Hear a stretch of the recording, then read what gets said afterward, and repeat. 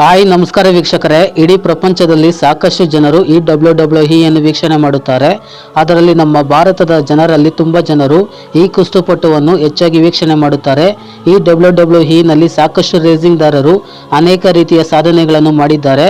ಆದರೆ ಇಲ್ಲಿ ಒಬ್ಬ ಸಾಮಾನ್ಯ ವ್ಯಕ್ತಿ ಚಿಕ್ಕ ವಯಸ್ಸಿನಲ್ಲಿ ಸಾಕಷ್ಟು ತರಹದ ಕಷ್ಟಗಳನ್ನು ಎದುರಿಸಿ ಅತಿ ಬಡ ಕುಟುಂಬದಲ್ಲಿ ಹುಟ್ಟಿ ಚಿಕ್ಕ ವಯಸ್ಸಿನಿಂದಲೇ ತನ್ನ ಅಷ್ಟು ದೊಡ್ಡದಾದ ದೇಹ ಮತ್ತು ಎತ್ತರಕ್ಕೆ ಒಂದು ಭಯಂಕರವಾದ ಕಾಯಿಲೆ ಕಾರಣವಾಗಿದ್ದು ಇವತ್ತು ಅದೇ ಸದೃಢವಾದ ದೇಹ ಹೊಂದಿದ್ದರಿಂದ ಇವತ್ತು ಭಾರತೀಯ ಮೊದಲ ಕುಸ್ತಿಪಟು ಆಗಿರುವಂಥದ್ದು ಅಂತಹ ದಿ ಗ್ರೇಟ್ ಖಾಲಿರವರ ಜೀವನ ಚರಿತ್ರೆಯನ್ನು ನಿಮ್ಮ ಮುಂದೆ ಹೇಳಲಿಕ್ಕೆ ಇಷ್ಟಪಡುತ್ತಿದ್ದೇನೆ. ದಯವಿಟ್ಟು ಈ ಚಾನಲ್ ಅನ್ನು ಸಬ್ಸ್ಕ್ರೈಬ್ ಮಾಡಿಕೊಳ್ಳಿ ಎಂದು ನಿಮ್ಮಲ್ಲಿ ಕೇಳಿಕೊಳ್ಳುತ್ತಿದ್ದೇನೆ. ಇವರು 27 ಆಗಸ್ಟ್ 1972ರಂದು ದಿರೈನಾ ಎಂಬ ಊರಿನಲ್ಲಿ ಹಿಮಾಚಲ ಪ್ರದೇಶದಲ್ಲಿ ಜನಿಸಿದರು. ಇವರು ಪಂಜಾಬಿ ರಾಜಪೂತ್ ಕುಟುಂಬದವರಾಗಿದ್ದರು. ಇವರ ತಂದೆ ಜ್ವಾಲಾರಾಮ್ ಮತ್ತೆ ತಾಯಿ ತಂತಿದೇವಿ. ಇನ್ನು ಇವರ ಪೂರ್ಣವಾದ ಹೆಸರು ದಿಲೀಪ್ ಸಿಂಗ್ ರಾಣಾ. ಇನ್ನು ಈ ಖಾಲಿ ಜೊತೆಗೆ ಹುಟ್ಟಿದವರಲ್ಲಿ 6 ಜನ ತಮ್ಮಂದಿರು ಮತ್ತು ತಂಗಿಯರು ಸಹ ಇದ್ದಾರೆ. ಇವರ ಕುಟುಂಬವು ತುಂಬಾ ಬಡ ಕುಟುಂಬವಾಗಿತ್ತು. ಅದು ಎಷ್ಟರ ಮಟ್ಟಿಗೆ ಅಂದರೆ ಈ 7 ಜನ ಮಕ್ಕಳನ್ನು ಸಾಕಲು ಇವರ ತಂದೆ ಒಬ್ಬರೇ ಕೆಲಸವನ್ನು ಮಾಡಿ ತನಗೆ ಬಂದ ಹಣದಿಂದ ತನ್ನ ಕುಟುಂಬವನ್ನು ಸಾಕುತ್ತಿದ್ದರು. ಇದೇ ರೀತಿ ಮಕ್ಕಳು ದೊಡ್ಡವರಾಗುತ್ತಿರುವ ಸಮಯದಲ್ಲಿ ಖಾಲಿ ತಂದೆಗೆ ಬರುತ್ತಿದ್ದ ಹಣ ಸಾಕಾಗದೆ ತನ್ನ ತಾಯಿಯೂ ಸಹ ಸಂಪಾದನೆ ಮಾಡಲು ಮುಂದಾದರು. ಆದರೂ ಸಹ ತನ್ನ ಕುಟುಂಬವನ್ನು ಸುಧಾರಿಸಲು ಮತ್ತು ಮಕ್ಕಳಿಗೆ ಒಳ್ಳೆಯ ಶಿಕ್ಷಣವನ್ನು ಕೊಡಿಸಲಿಕ್ಕೆ ಆಗುವುದಿಲ್ಲ ಮತ್ತು ಇದರ ಜೊತೆ ಒಂದು ಹೊತ್ತು ಊಟ ಸಹ ತಿನ್ನಲು ಇಲ್ಲದಂತಹ ಪರಿಸ್ಥಿತಿಯು ಸಹ ಬಂದಿತ್ತು. ಇದನ್ನೆಲ್ಲ ನೋಡಿ ಇಂತಹ ಕಷ್ಟಗಳನ್ನು ಅನುಭವಿಸಬಾರದೆಂದು ಇದರಿಂದ ನಾನು ಪಾರಾಗಬೇಕೆಂದು ತನ್ನ ಶಿಕ್ಷಣವನ್ನು ಅರ್ಧದಲ್ಲೇ ಬಿಟ್ಟು ತಾನು ಸಹ ಸಿಕ್ಕಿದ ಕೆಲಸಗಳನ್ನು ಮಾಡಿ ತನ್ನ ಕುಟುಂಬಕ್ಕೆ ಆಧಾರವಾಗಲಿಕ್ಕೆ ಮುಂದಾದರು. ಈ ಕಾಳಿ ತನ್ನ ಒಡ ಹುಟ್ಟಿದವರಲ್ಲಿ ಇವರು ವಿಭಿನ್ನ ರೀತಿಯ ಎತ್ತರವಾದ ಮತ್ತು ಅಗಲವಾದ ತನ್ನ ಸದೃಢ ದೇಹವನ್ನು ಹೊಂದಿದ್ದರು. ಇವನ ದೇಹ ಯಾವ ರೀತಿ ಇತ್ತು ಅಂದರೆ ಇವರು ರೋಡಲ್ಲಿ ಹೋಗುತ್ತಿರುವ ಸಮಯದಲ್ಲಿ ಜನರು ಇವರನ್ನು ನೋಡಿ ರೇಗಿಸುತ್ತಿದ್ದರು ಮತ್ತು ಹೀಲಾಯಿಸುತ್ತಿದ್ದರು. ಮತ್ತೆ ಇಷ್ಟೇ ಅಲ್ಲದೆ ಇವರನ್ನು ನೋಡಿ ಒಂದಿಷ್ಟು ಜನರು ಭಯ ಸಹ ಪಡುತ್ತಿದ್ದರು. ಇದನ್ನೆಲ್ಲ ಮನಸ್ಸಿನಲ್ಲಿ ಇಟ್ಟುಕೊಂಡು ತನ್ನ ಮೇಲೆ ತನಗೆ ತುಂಬಾ ಬೇಜಾರಾಗುತ್ತಿತ್ತು ಮತ್ತು ನೋವಾಗುತ್ತಿತ್ತು ಎಂದು ಒಂದು ಟಿವಿ ಶೋನಲ್ಲಿ ತಿಳಿಸಿದ್ದರು ಈ ಕಾಳಿರವರು. ಮತ್ತೆ ಇವರು ತನ್ನ ಕುಟುಂಬವನ್ನು ನೋಡಿಕೊಳ್ಳುವುದಕ್ಕೆ ಕೂಲಿ ಕೆಲಸ ಸಹ ಮಾಡುತ್ತಿದ್ದರು.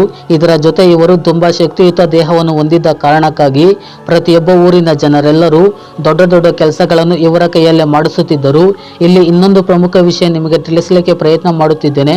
ಅದು ಏನೆಂದರೆ ಇವರು ಇಂತಹ ಸದೃಢವಾದ ಮೈಕಟ್ಟನ್ನು ಹೊಂದಿರುವ ದೇಹ ಮತ್ತು ಅವರ ಅತಿಯಾದ ಎತ್ತರ ಇರುವುದಕ್ಕೆ ಕಾರಣವೇನೆಂದರೆ ಇವರಿಗೆ ಅಕ್ರೋಮಿಗಾಲಿ ಎಂಬ ಭೀಕರವಾದ ಹಾರ್ಮೋನ್ಗಳ ತೊಂದರೆ ಇರುವಂತಹ ಕಾಯಿಲೆ ಇತ್ತು.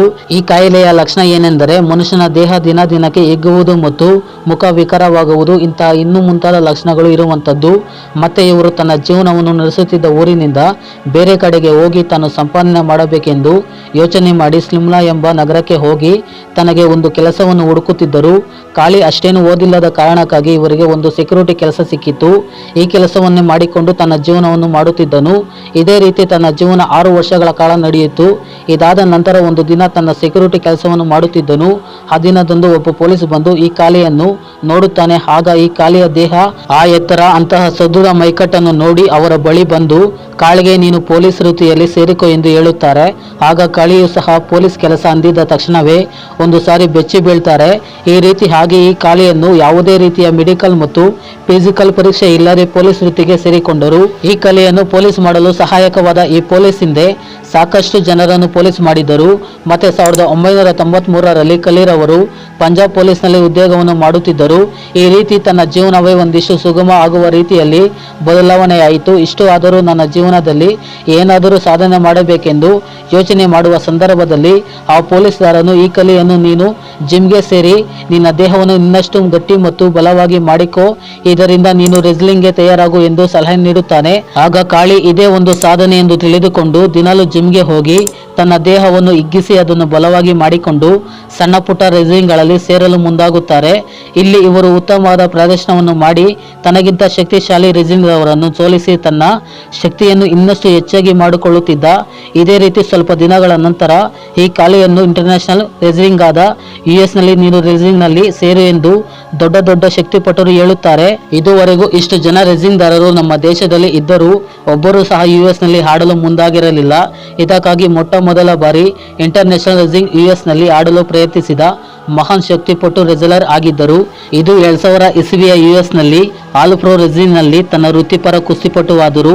ಇಲ್ಲಿ ಮೊದಲು ಟೋನಿ ಜೋನ್ಸ್ ಎಂಬ ಮಹಾನ್ ಕುಸ್ತಿಪಟು ವಿರುದ್ಧ ಖಲೀರವರು ಕುಸ್ತಿ ಆಡಿದರು. ಇಲ್ಲಿ ತುಂಬಾ ಜನ ಕುಸ್ತಿಪಟುಗಳಿದ್ದರು. ಇವರೆಲ್ಲರೂ ಇವರ ದೇಹವನ್ನು ನೋಡಿ ಒಂದು ಸಾರಿ ಬೆಚ್ಚಿ ಬೀಳ್ತಾರೆ. ಮತ್ತೆ ತನ್ನ APW US ನಲ್ಲಿ ತನ್ನ 8 ತಿಂಗಳ ಕಾಂಟ್ರಾಕ್ಟ್ ಮುಗಿದ ನಂತರ ನ್ಯೂ ಜಪಾನ್ ಪ್ರೊ ರೆಸ್ಲಿಂಗ್ ನಲ್ಲಿ ಆಡಲು ಆಯ್ಕೆಯಾದರು. ಇಲ್ಲಿ ಸಹ ತನ್ನ ಶಕ್ತಿಯುತ ಕುಸ್ತಿಪಟುವಾಗಿ ಅನೇಕ ರೀತಿಯ ಕುಸ್ತಿಪಟುಗಳ ವಿರುದ್ಧ ಕುಸ್ತಿಯನ್ನು ಆಡಿದರು. ಇದೇ ರೀತಿ ಸತತವಾಗಿ ಬೇರೆ ಬೇರೆ ರೆಸ್ಲಿಂಗ್ ನಲ್ಲಿ 6 ವರ್ಷಗಳ ಕಾಲ ಕುಸ್ತಿಪಟುವಿನಲ್ಲಿ ತನ್ನ ತಾಕತ್ತನ್ನು ನೋಡಿಸುವಂತೆ ಮಾಡಿದನು. ಇದಾದ ನಂತರ ನಮ್ಮ ದೇಶಕ್ಕಾಗಿ ಒಳ್ಳೆಯ ರೀತಿಯ ಹೆಸರು ಬರಬೇಕೆಂದು WWE ಅನ್ನುವ ಇಂಟರ್ನ್ಯಾಷನಲ್ ರೆಸ್ಲಿಂಗ್ ನಲ್ಲಿ ಆಡಲು ಮುಂದಾದರು. ಈ WWE ಅಂದರೆ ಇಡೀ ನಮ್ಮ ದೇಶದಲ್ಲಿ ತುಂಬಾ ಜನರು ವೀಕ್ಷಣೆ ಮಾಡುವಂತಹ ಒಂದು ಕುತೂಹಲವಾದ ಕ್ರೀಡೆಯಾಗಿದೆ. ಇಂತಹ WWE ನಲ್ಲಿ ಆಡಲು ಮುಂದಾದ ಮೊದಲ ಭಾರತೀಯ ವೃತ್ತಿಪರ ಕುಸ್ತಿಪಟುವಾದರು. ಇನ್ನು ಈ WWE ನಲ್ಲಿ ಮೊದಲು ಖಾಲಿಯವರು WWE ಭಾಷೆ ಎಂದು ಕರೆಯಲ್ಪಡುವ ಅಂಡರ್ಟೇಕರ್ ಎಂಬುವರ ಶಕ್ತಿಶಾಲಿ ಕುಸ್ತಿಪಟುವಿನ ವಿರುದ್ಧ ಆಡಲು ಮುಂದಾದರು. ಈ ಮ್ಯಾಚ್ ನಲ್ಲಿ ಅಂಡರ್ಟೇಕರ್ ಅನ್ನು ಖಾಲಿರವರು ಯಾವ ರೀತಿ ಹೊಡೆದು ಸೋಲಿಸಿದ್ದರು ಅಂದರೆ ಇಡೀ WWE ನಲ್ಲಿ ಇವತ್ತಿನವರೆಗೂ ಇಂತಹ ಮ್ಯಾಚ್ ಅನ್ನು ನಾವು ನೋಡಿರಲಿಲ್ಲ ಮತ್ತು ಅಲ್ಲಿದ್ದ ಪ್ರೇಕ್ಷಕರು ಸಹ ಶಾಕ್ ಆಗಿದ್ದರು. ಇದರಿಂದ ಪ್ರಪಂಚದ ಮೂಲೆ ಮೂಲೆಗಳಿಂದ ಈ ಖಾಲಿರವರನ್ನು ಇವರು ಯಾವ ದೇಶದವರು ಅಂತ ಸುಮಾರು ಜನರು ತಿಳಿದುಕೊಳ್ಳಲು ಪ್ರಯತ್ನಿಸುತ್ತಿದ್ದರು. ಆಗ ಇವರು ನಾನು ಭಾರತದಿಂದ ಬಂದವನು ಅಂತ ಹೇಳಿದಾಗ ಭಾರತದ ಜನರು ತುಂಬಾ ಖುಷಿಯಿಂದ ಇದ್ದರು. ಮತ್ತೆ ಇದಾದ ನಂತರ ಇನ್ನು ಅನೇಕ ರೀತಿಯ ಮ್ಯಾಚ್ಗಳನ್ನು WWE ನಲ್ಲಿ ಆಡಿದನು. ಅದು ಎಂತಹ ವ್ಯಕ್ತಿಗಳ ಜೊತೆ ಅಂದರೆ the Rock, John Cena, Roman Reigns, Big Show, Undertaker, Kane, Brock Lesnar, Batista, Mysterio ಇಂತಹ ಮಹಾನ್ ಘಟಾನುಘಟಿಗಳ ವಿರುದ್ಧ ಕುಸ್ತಿ ಆಡಿ ಮತ್ತೆ ಅವರನ್ನು ಸೋಲಿಸಿ ಹೆಚ್ಚಿನ ರೀತಿಯ ಚಾಂಪಿಯನ್ಗಳಾದರು. ಇದರಿಂದ ಎಲ್ಲ ರೀತಿಯ ಕುಸ್ತಿಪಟುಗಳಿಗೆ ಈ ಖಾಲಿ ವಿರುದ್ಧ ಕುಸ್ತಿ ಆಡುವುದಕ್ಕೆ ಭಯ ಬೀಳುತ್ತಿದ್ದರು. ಮತ್ತೆ ಇಷ್ಟೇ ಅಲ್ಲದೆ 2007 ಮತ್ತು 2008ರಲ್ಲಿ ಹೆವಿವೇಟ್ ಚಾಂಪಿಯನ್ಶಿಪ್ ನಲ್ಲಿ ಸಹ ಹೆಜ್ಜೆ ಹಾಕಿದರು. ಇಲ್ಲಿಯೂ ಸಹ ತನ್ನ ಶಕ್ತಿಯುತ ಬಲದಿಂದ ಹೆವಿವೇಟ್ ಚಾಂಪಿಯನ್ಶಿಪ್ ಆದರು. ಮತ್ತೆ ಹೆಚ್ಚಿನ ರೀತಿಯ ಹಣವನ್ನು ಸಹ ಸಂಪಾದನೆ ಮಾಡಿದರು. ಒಂದು ಕಾಲದಲ್ಲಿ ಒಂದು ಹೊತ್ತು ಊಟ ತಿನ್ನಲು ಇಲ್ಲದ ಪರಿಸ್ಥಿತಿ ಆದರೆ ಇವತ್ತು ಲಕ್ಷಾಂತರ ಜನರಿಗೆ ತಿನ್ನಲು 3 ಹೊತ್ತು ಊಟ ಹಾಕುವಂತಹ ಹಣವನ್ನು ಸಂಪಾದನೆ ಮಾಡಿರುವಂತದ್ದು.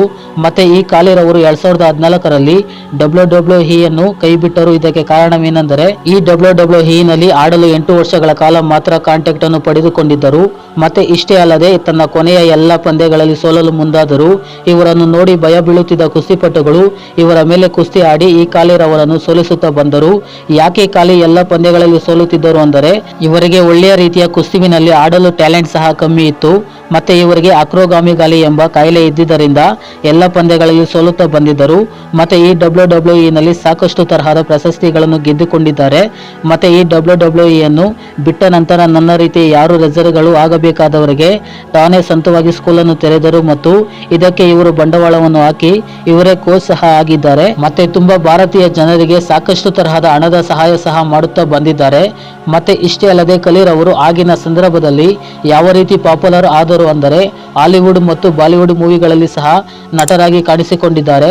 ಇಲ್ಲಿ 7 ಮೂವಿಗಳಲ್ಲಿ ನಟನೆಯನ್ನು ಮಾಡಿರುವಂತದ್ದು. ಮತ್ತೆ ಇಷ್ಟೇ ಅಲ್ಲದೆ 2010ರಲ್ಲಿ ಬಿಗ್ ಬಾಸ್ ಅನ್ನುವ ಶೋನ 4ನೇ ಸೀಸನ್ ನಲ್ಲಿ ರನ್ನರ್ ಅಪ್ ಸಹ ಆದರು. ಇದೇ ರೀತಿ ಬೇರೆ ಬೇರೆ ರೀತಿಯ ಕಾಮಿಡಿ ಶೋಗಳಲ್ಲಿಯೂ ಸಹ ಕಾಣಿಸಿಕೊಂಡಿದ್ದಾರೆ.